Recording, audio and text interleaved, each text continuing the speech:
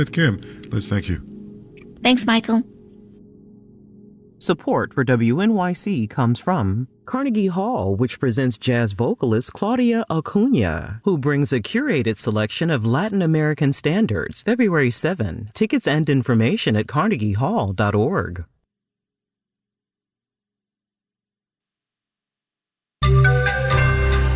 A freeze on all federal grants and loans. Marketplace Morning Report is supported by Viking, exploring the world in comfort. With a fleet of small ships, Viking offers travel experiences for the thinking person. Discover more at Viking.com. And by Glassdoor. Adam Grant has joined the Glassdoor community with expert advice on finding a job and making the most of work life. Learn more at Glassdoor.com. From Marketplace, I'm Sabri Ben-Achour, in for David Brancaccio. The Trump administration is ordering a temporary pause of all federal grants and loans. It takes effect at the end of today. The order came in yesterday in a memo from the Office of Management and Budget. As Marketplace's Nancy Marshall-Genzer reports, it leaves a lot of questions unanswered. The memo says taxpayer dollars should be spent on things like energy and manufacturing, and their money is wasted on things like, quote, Marxist equity and transgenderism. It also says Medicare and Social Security benefits will not be impacted, and neither will, quote, assistance provided directly to individuals. So, will USDA loans to Black and Native American farmers be frozen? Another question. Is this legal?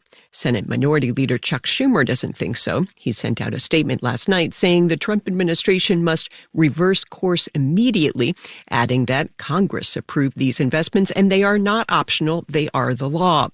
The memo does say that federal agencies should cancel awards in conflict with administration priorities, quote, to the extent permissible by law. They have to submit detailed information on any program subject to the pause by February 10th. I'm Nancy Marshall-Genzer for Marketplace. Workers at a Whole Foods store in Pennsylvania have voted to unionize. It's the latest organizing effort by workers at parent company Amazon, but this one is different. Most other efforts have focused on Amazon's warehouse and delivery workers. Marketplace's Nova Safo has more. The unionization vote at the Philadelphia Whole Foods store was close, 134, 100 against, according to the National Labor Relations Board. Still, it marks the first time that Amazon grocery workers have voted to unionize. The focus has previously been mostly on the retail giant's delivery operations. Workers at the Whole Foods store say they want a labor contract that raises their wages and recognizes the physical demands they're under from having to work quickly. Amazon says it provides competitive wages and benefits at the store.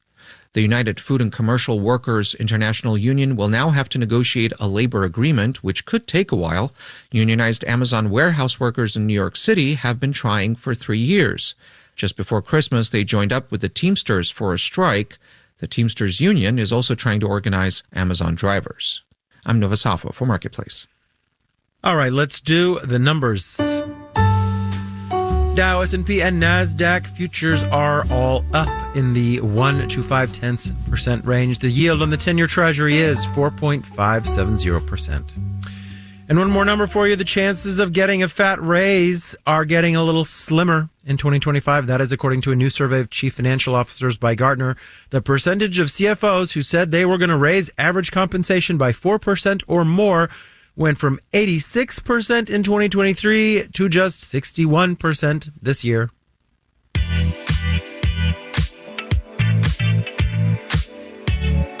Marketplace Morning Report is supported by Progressive Insurance. Customers can simplify their insurance needs and protect what's important by bundling home and auto.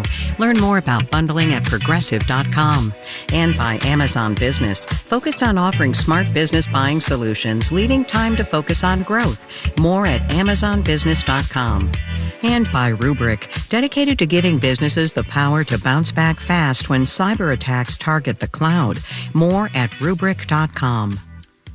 The rules of Congress are Byzantine and seemingly endless. And with the start of the new Congress and administration, a rarely used one has come out of the woodwork.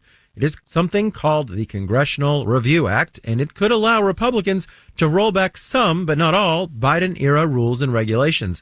Marketplace senior Washington correspondent Kimberly Adams is here to break it down. Good morning. Good morning. Remind us, what is the Congressional Review Act?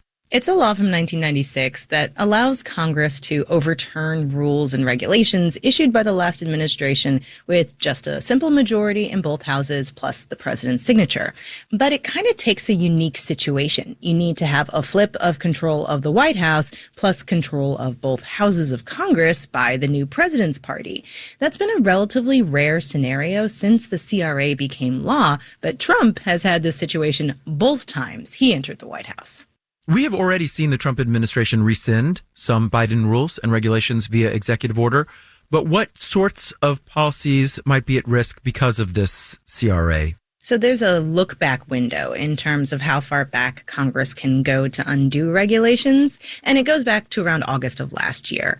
George Washington University's Regulatory Studies Center has been tracking which of Biden's rules and regulations could be subject to the CRA. And the team there figures there are about 1,300 rules that Congress could target, although only about 100 or so are viewed as significant. Sarah Hay is a policy analyst there, and she gave me a few examples. There's a EPA rule targeting methane emissions, and then also EPA's rule telling water systems to remove all lead pipes in the next 10 years. The Consumer Financial Protection Bureau's rule that's prohibiting creditors from considering medical information. But of course, it's up to members of Congress which, if any of these, they're going to prioritize. Well, is there anything to stop Congress from just rolling back everything? Well, I mean, time is a big one. In addition to that limited look-back window, each rule or regulation they want to overturn has to be handled separately. They can't just bundle a bunch of them together.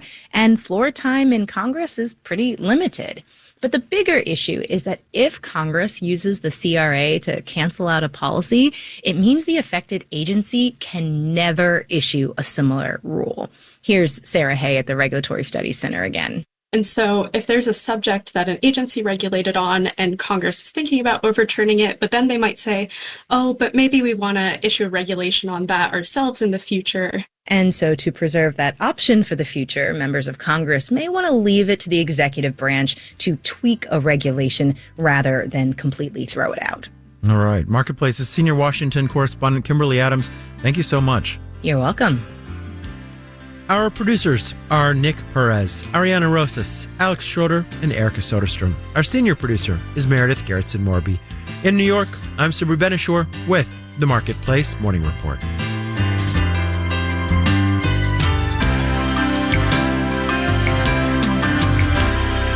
From 8 p.m., American Public Media.